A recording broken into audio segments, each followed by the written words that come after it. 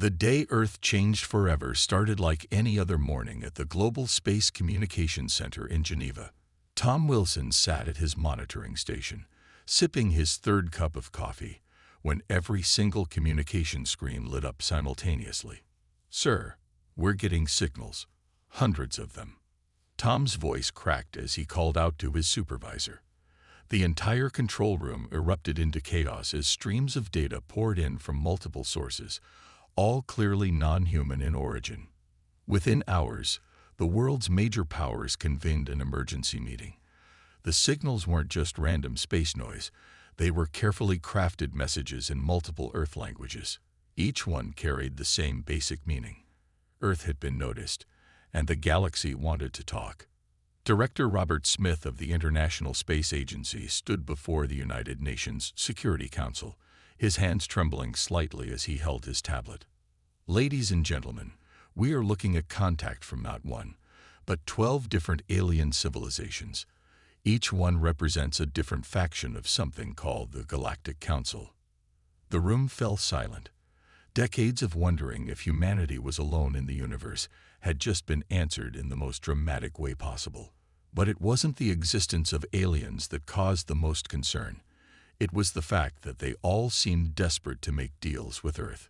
"They're offering us everything," Smith continued, scrolling through his notes.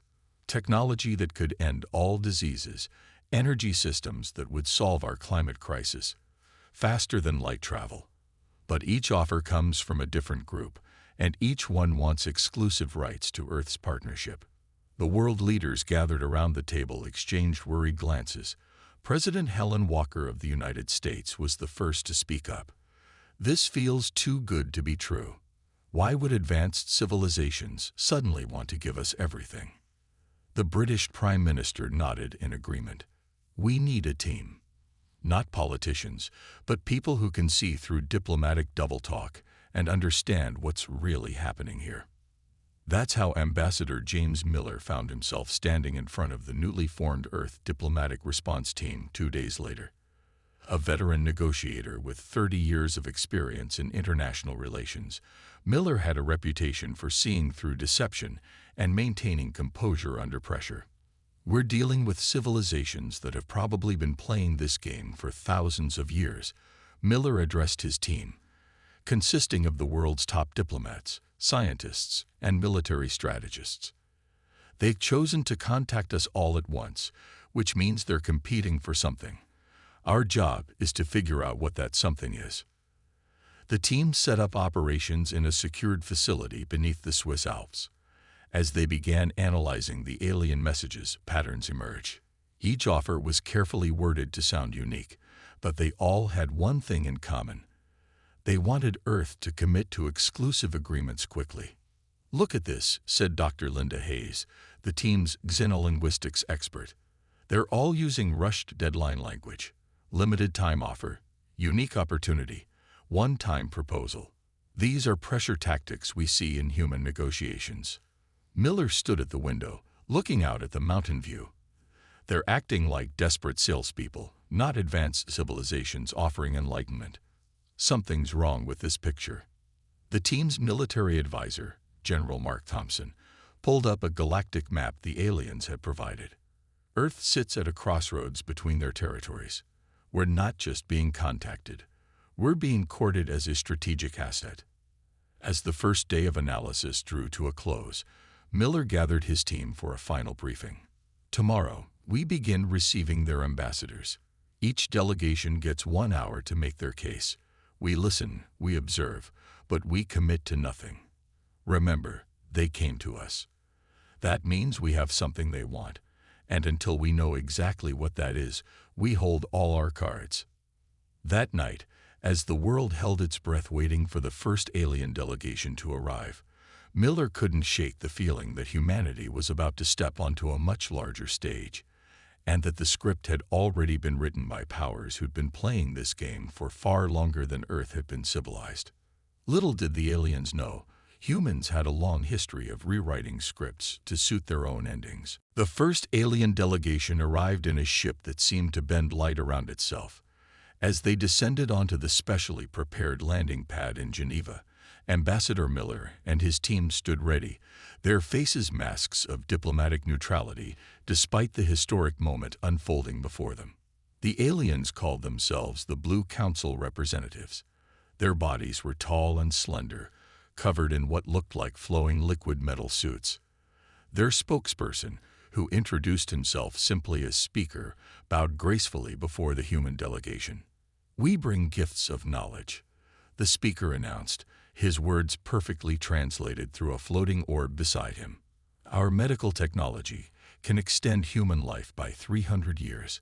We offer this freely, asking only for exclusive mining rights to your asteroid belt." Miller noticed Dr. Hayes shifting uncomfortably beside him. Following diplomatic protocol, they thanked the Blue Council and promised to consider their offer. As soon as the delegation left, Hayes spoke up. Their translation device slipped. When they said mining rights, the original phrase was closer to military staging area. Before they could fully process this information, the second delegation arrived. These aliens, representing something called the Trade Consortium, were shorter, with iridescent scales and multiple arms. Their offer seemed even more generous. "We can teach you to fold space," their representative said, gesturing with 3 arms simultaneously. "Your ships could reach any star in days. All we ask is permission to establish peaceful trading posts on Earth." General Thompson's analysis came quickly after they left. Those trading posts they showed in the blueprints. The layouts match standard military fortifications I've studied. They're asking to build bases, not markets. As the day progressed, each delegation's offers became more extravagant. The Unity Collective promised unlimited clean energy. The Star Alliance offered weapons that could protect Earth from any threat. The Harmonious Exchange proposed genetic modifications to improve humanity. But with each offer, the team's experts found dangerous hooks hidden in the details. "Look at this pattern," Miller said, standing before the holographic display showing all the proposals. "Every single one of them wants to position military assets either in our solar system or on Earth itself. They're not offering partnerships. They're trying to turn us into a fortress world." Dr. Hayes pulled up her linguistic analysis. "The way they talk about Earth is telling. They keep using terms that translate to strategic position and defensive point. We're not being invited into the galactic community. We're being recruited for a war none of them want to admit is coming." The final delegation of the day represented the eldest alien civilization, calling themselves the Ancient Directorate. Their offer was the most straightforward: protection from all other factions in exchange for Earth's complete loyalty. "Your species shows great promise," their elder stated, its crystalline form shimming under the lights. "Under our guidance, humanity could become a great power in the galaxy." After they departed, Miller gathered his team for an emergency session. The conference room was tense as they reviewed the day's events. "Every single offer is a trap," General Thompson declared, slamming his hand on the table. "They're trying to turn Earth into a battleground for whatever conflict they're all preparing for. But refusing them all could be dangerous," one of the diplomatic advisors warned. "These are advanced civilizations. They could simply take what they want by force." Miller stood up, his expression thoughtful. "No, they can't. Think about it. If they could simply conquer us, they wouldn't be here making offers. They need our cooperation, which means we have leverage they didn't expect us to recognize." The team worked through the night, analyzing every word, every gesture, every subtle hint the aliens had dropped. By morning, they had reached a unanimous conclusion. Earth needed to do something none of the aliens had anticipated. They would refuse every single offer. As Miller prepared the diplomatic response that would shock the galaxy, he couldn't help but smile. The aliens had revealed far more than they intended, and humanity was about to show them just how badly they had miscalculated. Deep beneath the Swiss Alps, Earth's intelligence team worked around the clock. What had started as diplomatic analysis had turned into the most crucial investigation in human history. For the first time, they weren't just looking at what the aliens had said. They were studying what they hadn't said. Found something interesting, called out Agent Peter West, leading the intelligence gathering unit. He projected a series of intercepted signals onto the main screen. Every delegation that visited us. They're talking to each other way more than they're talking to us. Miller leaned forward, studying the patterns of communication between the alien ships in Earth's orbit. The vessels, while representing supposedly different factions, were exchanging massive amounts of encrypted data. Dr. Hayes cracked part of the encryption using patterns she discovered in their translation matrices. They're arguing. Each faction is accusing the others of aggressive positioning and violation of neutral zone protocols. Neutral zone. General Thompson's eyes narrowed. Show me those galactic maps again. When they overlaid the territorial claims of each faction, a clear picture emerged. Earth sat in a perfect void between all their territories, a buffer zone that none of them had been able to claim for millennia. We're not just some random civilization they discovered, Miller said, understanding dawning in his eyes. We're sitting on prime real estate, and they've been watching us for a long time, waiting for us to reach a level of technology that would make us useful. The team's scientific analyst, Dr. Ryan Baker, pulled up historical data from Earth's deep space monitoring stations. Look at these readings from the past 50 years. There have been ships out there, cloaked, watching us. They didn't just find us. They've been waiting for the right moment to approach us. But why now? Asked West. What changed? The answer came from an unexpected source. A junior analyst had been reviewing old military conflicts, comparing them to the alien diplomatic patterns. Sir, I think I know why they're all here now. It's because of how we fight. She pulled up footage from recent military exercises alongside the alien observations they'd intercepted. They're terrified of our adaptability. Every other species they deal with has predictable warfare patterns. We're the only ones who keep changing our strategies. Miller watched as the analyst showed how Earth's military tactics had evolved more in the past century than most alien civilizations had changed in 1,000 years. We're not just sitting on valuable real estate, he said quietly. We're the most unpredictable species they've ever encountered. General Thompson nodded grimly. And they each want us on their side before we realize our potential. That's why the offers were so generous. They're trying to lock us down before we understand our true value. The investigation revealed more disturbing details. Each alien faction had already drawn up plans for Earth's military integration into their forces. They had studied human conflicts, analyzed our weapons, and concluded that with their technology and our adaptability, they could gain a significant advantage over their rivals. They don't want allies, Miller concluded. They want weapons, and we're the biggest weapon they've found in a long time. Dr. Hayes discovered something else in the translated communications. There's another reason they're all here at once. They're afraid if they don't get us on their side, someone else will.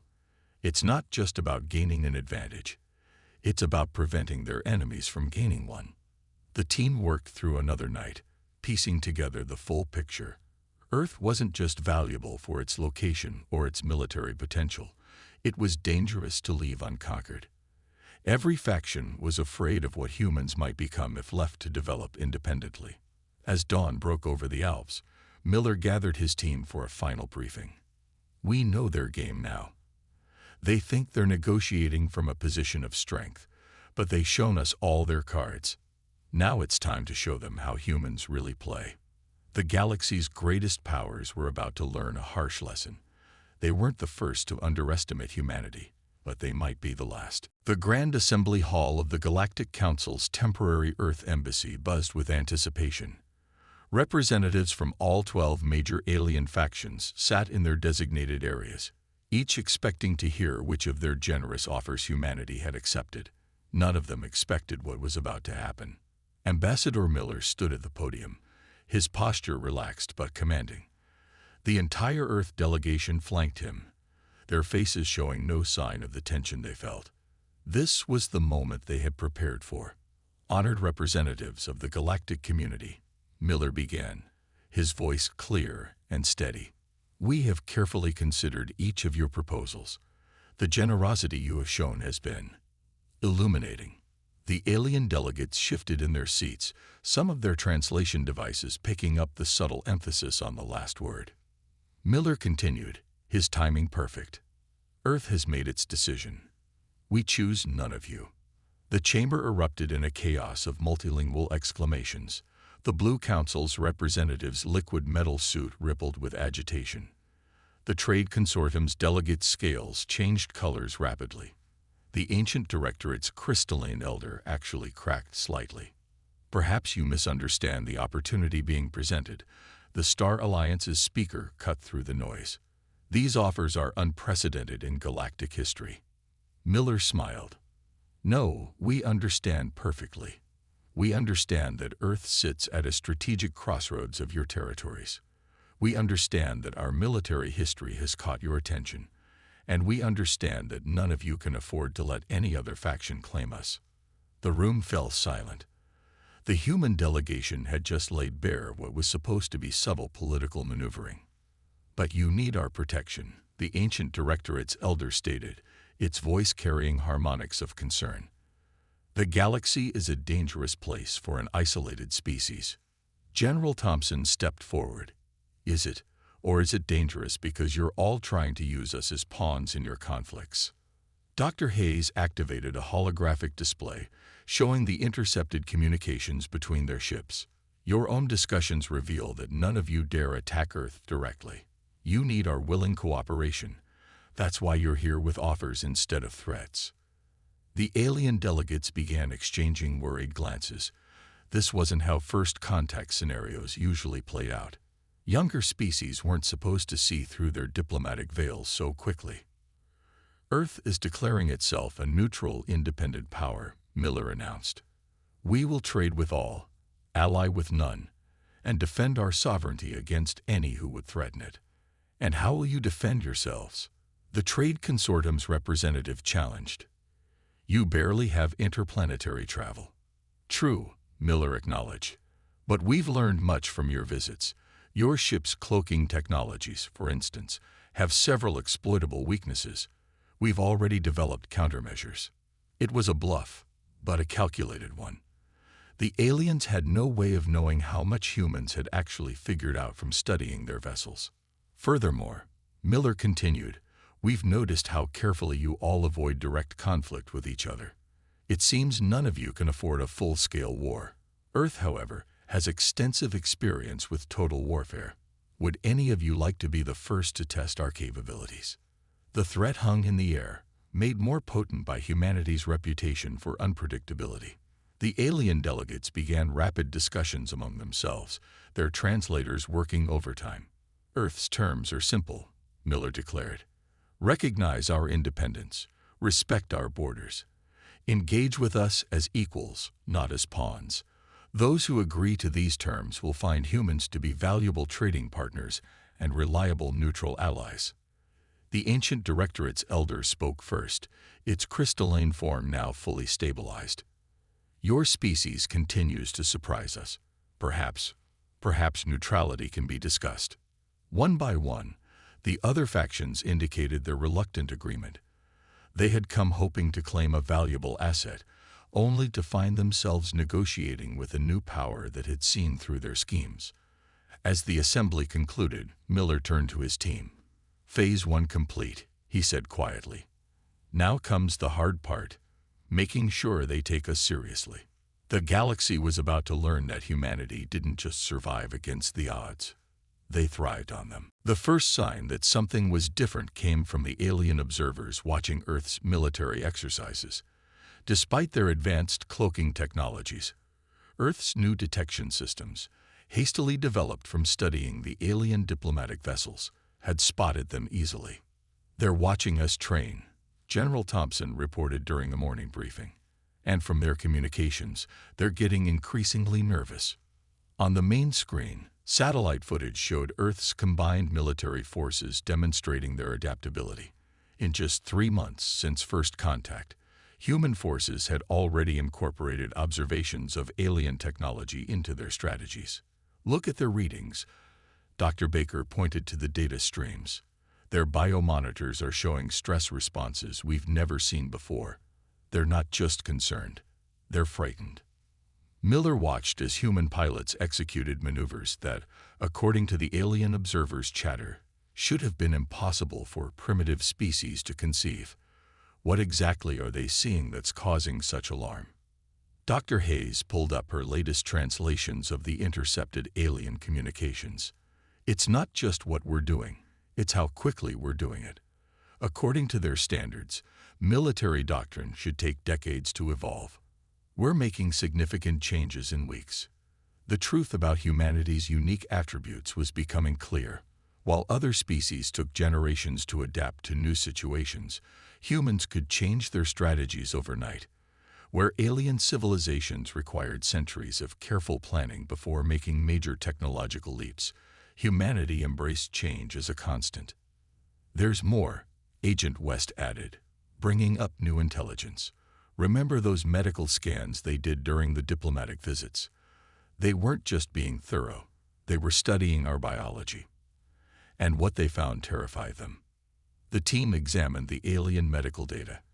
Compared to other spacefaring species, humans were extraordinarily resilient. Where other species specialized for specific environments, humans could survive and thrive almost anywhere. We're not just adaptable in our thinking, Dr. Baker explained, excitement in his voice. Our bodies are uniquely suited for survival. We can eat almost anything, survive extreme temperatures, heal from injuries that would kill other species, and reproduce quickly. In their eyes, we're practically indestructible. The revelation sparked a new understanding of the aliens' desperate attempts to ally with Earth. They hadn't just wanted a strategic location. They had recognized a species that could become either their greatest asset or their worst nightmare. Check this out, Thompson said, pulling up footage from a recent war game. Our troops started using tactics based on those alien ship formations we observed. Within hours, they had developed counters to strategies that these civilizations have been using for millennia. Miller watched as human forces demonstrated their ability to analyze, adapt, and overcome challenges that the aliens considered insurmountable. They're not just worried about our potential, he realized. They're worried about how quickly we're reaching it. The alien observers' reports became increasingly alarmed. Humans were taking technological concepts that should have taken centuries to grasp and implementing them in months. The species that the galactic community had hoped to guide and control was rapidly becoming something they couldn't predict.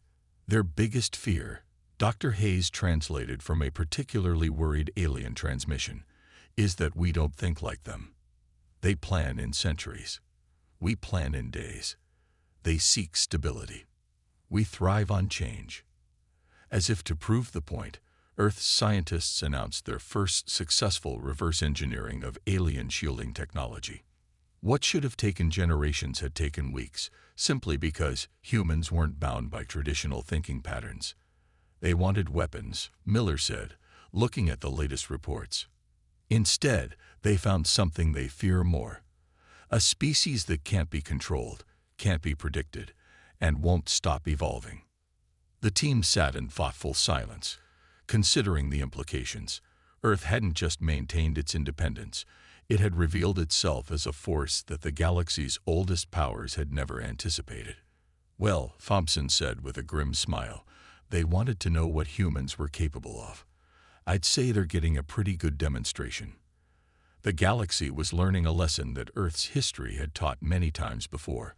Underestimating humanity's potential was always a fatal mistake. The shift in the galaxy's behavior happened almost overnight. The alien ships that had crowded Earth's orbit began pulling back, maintaining distances that they considered safe. Trade vessels altered their routes to give the solar system a wide berth. The same species that had been desperate to ally with humanity now seemed desperate to avoid them. From his office in the Earth Defense Command Center, Miller watched the latest satellite feeds. They're building defensive stations, he noted, pointing to construction activity at the edges of various alien territories, all of them, along every border facing Earth. General Thompson studied the fortification patterns. Not just defensive stations. Look at the energy signatures. They're panic building. These are rushed jobs, not their usual careful construction. The intelligence feeds painted a clear picture. The galaxy's major powers were treating Earth not as a primitive world to be courted, but as an emerging threat that needed to be contained. Their fear had turned to barely disguised terror. Breaking news from the diplomatic channels, Dr. Hayes announced, rushing into the command center. 3 more alien factions have withdrawn their ambassadors. That makes 8 total who have pulled out in the last week. Miller nodded, unsurprised. They're trying to limit their exposure to us. Every day they spend watching humans, we learn more about them. They finally realized that diplomatic contact is a two-way street. Earth's rapid advancement had triggered what alien historians would later call the Great Panic. Species that had maintained stable borders for thousands of years began aggressively fortifying their territories. Trade routes that had existed for centuries were rerouted away from Earth's space. "Look at this," Agent West said, bringing up new intelligence. "They're trying to establish quarantine zones around our sector. But none of them can agree on how to do it without giving their rivals an advantage." The alien civilizations had trapped themselves in a paradox. They were terrified of humanity's potential, but equally terrified of leaving Earth unmonitored. Every attempt to contain Earth's influence only demonstrated how quickly humans could adapt and overcome. They made a crucial mistake, Dr. Baker observed, reviewing the latest technological developments. By showing us their technology, even in limited forms, they gave us a roadmap. We're not inventing from scratch. We're reverse engineering and improving. Earth's scientists had taken the glimpses of alien technology from the diplomatic visits and turned them into launching points for innovation. Human engineers weren't bound by the same technological traditions that had stagnated alien development for millennia. Another interesting development, Thompson added. Our new defense systems detected 3 attempted spy missions this week. Each one used completely different technology, but our countermeasures adapted within hours. The aliens watched in horror as humanity's defense capabilities evolved at an unprecedented rate. What they had intended as careful observation of a primitive species had turned into an unintended technology transfer. They're calling for an emergency session of the Galactic Council, Hayes reported, translating new diplomatic chatter. The main agenda item is listed as the human problem. Miller smiled grimly. They're realizing that their biggest fear isn't that we'll ally with their enemies. It's that we don't need to ally with anyone. Earth's independence had become a source of galactic instability. The careful balance of power that had existed for millennia was crumbling, not through war or conquest, but through the simple existence of a species that refused to play by the established rules. New development, West called out. We're picking up transmissions between their military commands. They're trying to develop joint containment strategies, but none of them trust each other enough to share forces. The very fear that had driven them to compete for Earth's allegiance now prevented them from working together to contain humanity's influence. Their own political rivalries had become humanity's greatest protection. So, Miller said, addressing his team, while they're panicking and building walls, what should Earth do next? Thompson's answer was simple. We build our strength, not to threaten them, but to ensure they never mistake our independence for weakness. The galaxy's powers had wanted to prevent Earth from becoming a threat. In their panic, they had guaranteed exactly what they had feared most, the rise of a new and unpredictable force in the galaxy. 6 months after first contact, Earth had transformed. The skyline of major cities now featured advanced defense systems, seamlessly blending human innovation with reverse-engineered alien technology. Orbital platforms, built with a unique combination of Earth ingenuity and alien concepts, stood guard over the planet. In the Earth Defense Command Center, Miller reviewed the latest Galactic situation report with his team. It's official, he announced. The last attempted trade embargo against Earth has failed. They can't maintain a united front against us. The screen showed merchant vessels from various alien factions, each trying to establish exclusive trade deals with Earth. The very powers that had tried to isolate humanity were now competing for access to human markets and innovations. Interesting development from the diplomatic front, Dr. Hayes said. They've created a new classification for Earth in their political systems. We're listed as an emerging independent power, a category that didn't exist before. General Thompson pulled up the military status reports. Our first deep space fleet is ready for launch. 17 ships, each incorporating improvements on their best designs. We've achieved in months what took them centuries. The alien observers, still watching from a respectful distance, reported back to their governments with a mixture of fear and fascination. Humanity had not only survived their attempts at isolation, but had thrived on the challenge. Look at these trade requests, Agent West noted. They're not just asking for resources anymore. They want our adaptation protocols, our training methods, our innovative approaches. They're starting to learn from us. Earth had become something unprecedented in galactic history. A truly neutral power that could innovate faster than the ancient civilizations could react. The planet's strategic location, once seen as its primary value, had become secondary to humanity's unique capabilities. The Galactic Council has sent another diplomatic request, Dr. Baker reported. They want to establish permanent diplomatic relations, on our terms this time. Miller studied the proposal. Unlike the previous offers of partnership, this one acknowledged Earth as an equal. The galaxy's powers had finally accepted that humanity couldn't be controlled or contained, only respected. Their military analysts are still trying to understand us, Thompson said with a slight smile. They can't comprehend how we develop new strategies so quickly. One report calls it evolutionary warfare, the ability to adapt tactics in real time. The screen showed the latest shift in galactic politics. The artificial borders that had been drawn to contain Earth were being replaced by trade routes and diplomatic channels. Fear was giving way to cautious cooperation. Here's something interesting, Hayes added. Their cultural experts are studying human history. They're particularly fascinated by how often we faced extinction-level threats and emerged stronger. Earth's position in the galaxy had evolved far beyond what any alien power had anticipated.